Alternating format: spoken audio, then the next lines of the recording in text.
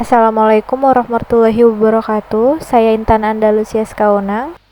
Saya ingin memaparkan Association Rule, cara mendata pada aplikasi data Orange.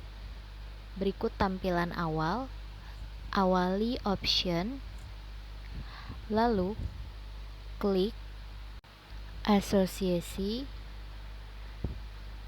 nanti ada keterangan install, kemudian kita menekan restart sambil menunggu. Klik OK, kemudian kita klik file dan mengambil data yang sudah saya buat, yaitu berupa data paket ayam. Kemudian kita klik, kita menggunakan tabel untuk melihat data isian.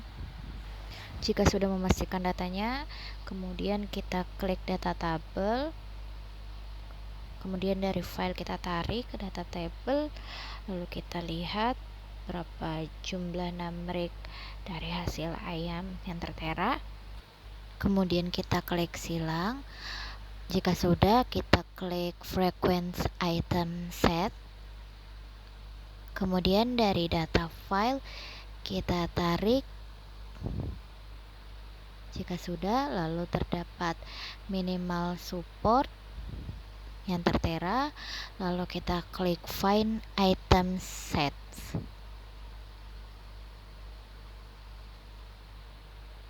Jika sudah kita klik, kemudian akan terlihat set ayam yang muncul dalam pembelian data. Nah, ini ada beberapa jumlah set ayam yang tertera. Lalu jika sudah, kita klik association rules. Nah, association rules ini kita tarik file association rules, kemudian terdapat data yang bisa disesuaikan. Nah, jika sudah kita melihat data tersebut, untuk mengatur data-datanya kita bisa mengatur dari beberapa persennya. Lalu jika sudah, kita klik find rules. Setelah mengklik, kemudian akan terlihatlah data-data dari hasil tersebut. Ini merupakan data-data dari tabel, lalu kemudian kita klik silang, lalu kita tambahkan data tabel baru. Nah, data tabel baru ini kita tarik dari association rules ke data table tersebut. Nah, tinggal rulesnya ini kita pindahkan ke data. Kita tarik dari rules, kemudian kita tarik, lalu kita klik OK. Setelah kita klik OK, muncullah hasil data-data yang sudah kita paparkan, yaitu data association rule yang sudah kita data pada aplikasi data Orange, yaitu meliputi data ayam yang berupa antecedent, consequent, support, confidence, coverage, strength, live, and leverage. Assalamualaikum warahmatullahi wabarakatuh. Assalamualaikum warahmatullahi wabarakatuh. Saya Dea Meliana. Di sini saya akan memaparkan bagaimana cara menggunakan aplikasi Orange untuk analisis dengan menggunakan algoritma K-means untuk clusteringnya.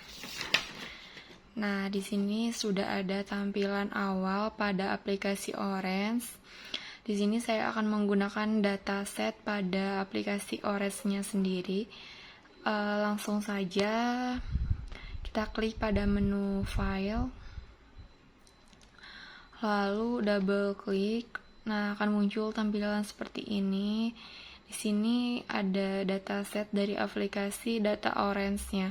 di sini ada 6 datanya, namun di sini saya akan menggunakan yang data iris. Lalu setelah itu klik apply, lalu close. Nah, untuk melihat datanya kita bisa lihat di data table ya. Nah, kita sesuaiin dulu. Bisa dilihat di sini datanya kosong.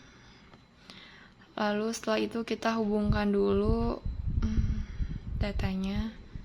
Nah, di sini sudah ada datanya. Di sini ada 3 data iris, ada iris Sentosa, Versicolor, dan Virginisa. Lalu kita klik close. Di sini karena saya menggunakan K-means untuk clusteringnya, maka langsung saja kita cari yang K-means. Ini K-means.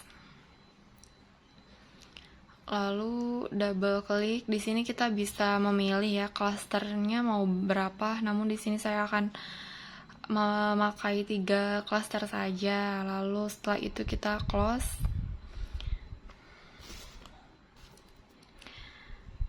Untuk melihat data K-means ini hanya ada data irisnya. Maka kita pilih dulu yang select row. Nah, setelah itu bisa dilihat ya di sini hanya terdapat data iris. Lalu close. Nah, di sini untuk melihat clusteringnya maka kita langsung hubungkan kita cari scatter plot. Lalu double klik. Nah, di sini sudah muncul ada 3 klaster, yaitu klaster pertama yang lingkaran warna biru ini yaitu merupakan klaster pertama, yang silang warna merah ini merupakan klaster kedua, dan yang bentuk segitiga warna hijau ini merupakan klaster ketiga.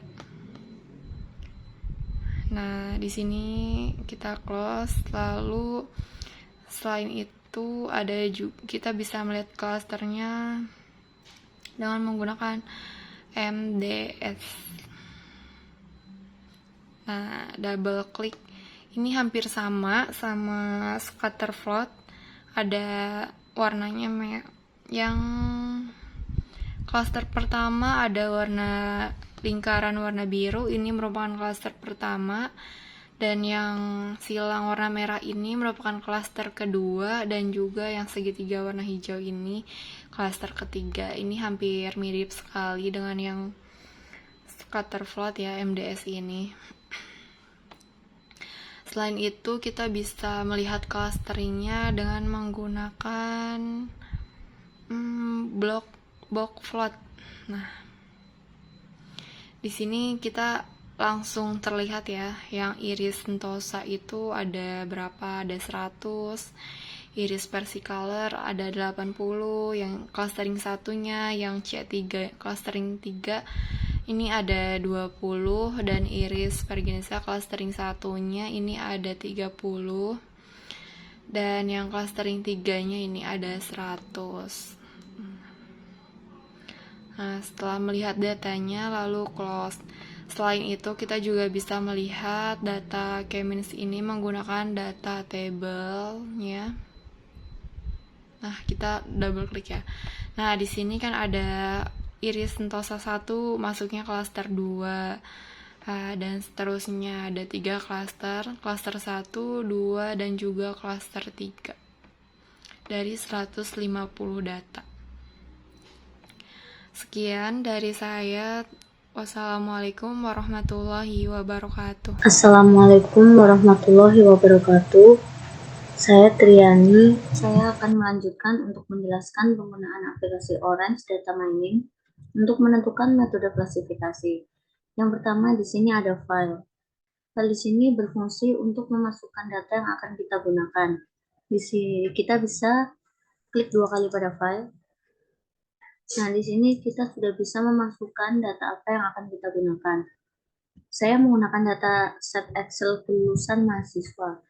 Setelah data berhasil dimasukkan, kita pilih salah satu variabel dari data yang ada untuk dijadikan target. Saya memilih status mahasiswa dengan bekerja atau tidak bekerja untuk dijadikan target. Kemudian kita pilih data table. Nah, di dalam data table ini sudah terlihat ada 379 sampel data yang akan digunakan dan 13 variabel, diantaranya ada status mahasiswa, jenis kelamin, umur, status menikah, kemudian ada kelas IPS 1, IPS 2, IPS 3, IPS 4, IPS 5, IPS 6, IPS 7, IPS 8, kemudian ada IPK, dan yang terakhir ada status kelulusan. Selanjutnya kita ke salad kolom. Nah, di dalam salad kolom ini kita dapat melihat pengelompokan datanya. Di sini ada 13 variabel tadi, kemudian ada satu targetnya, yaitu status mahasiswa.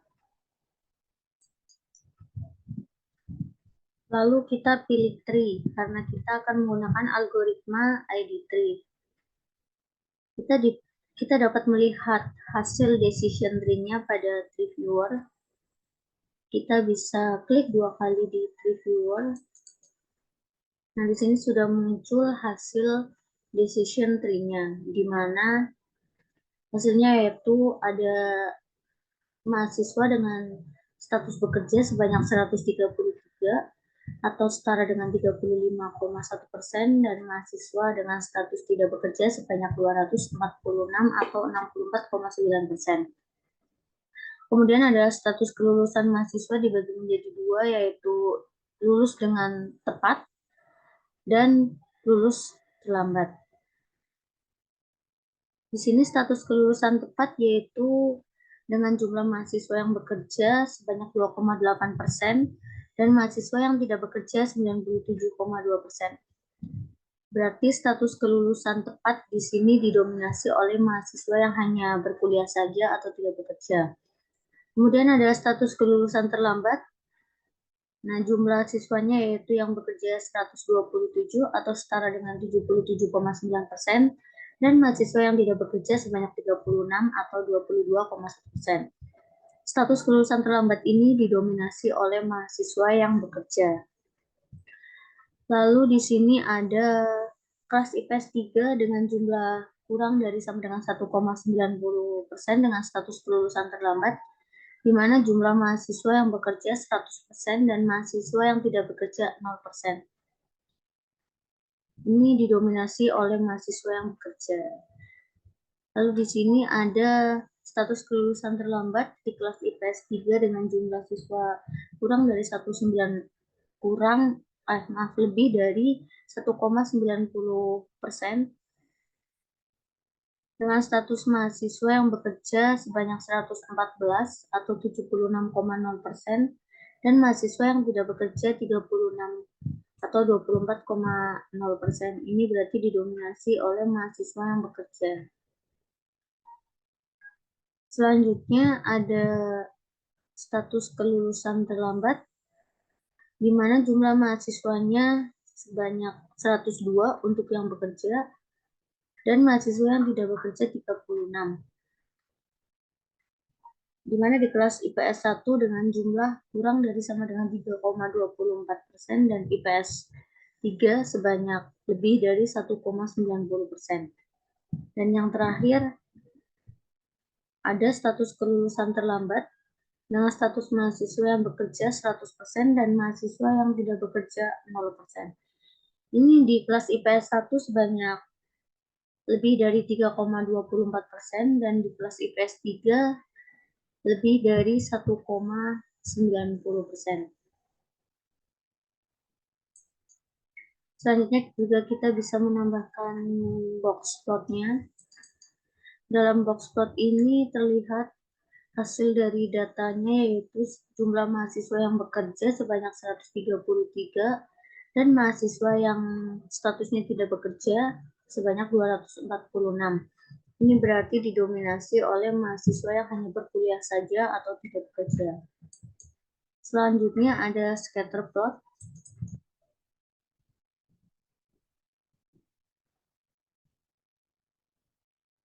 Di sini juga terlihat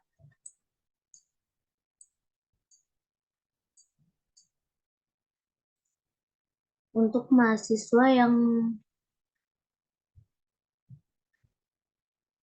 bekerja berwarna biru dan mahasiswa yang tidak bekerja berwarna orange. Ini untuk status kelulusan terlambat didominasi oleh mahasiswa yang bekerja dan status kelulusan tepat didominasi oleh mahasiswa yang tidak bekerja. Kemudian kita bisa menambahkan test and score dan confusion metricnya. Di sini test and score yaitu berfungsi untuk melihat hasil dari confusion metricnya.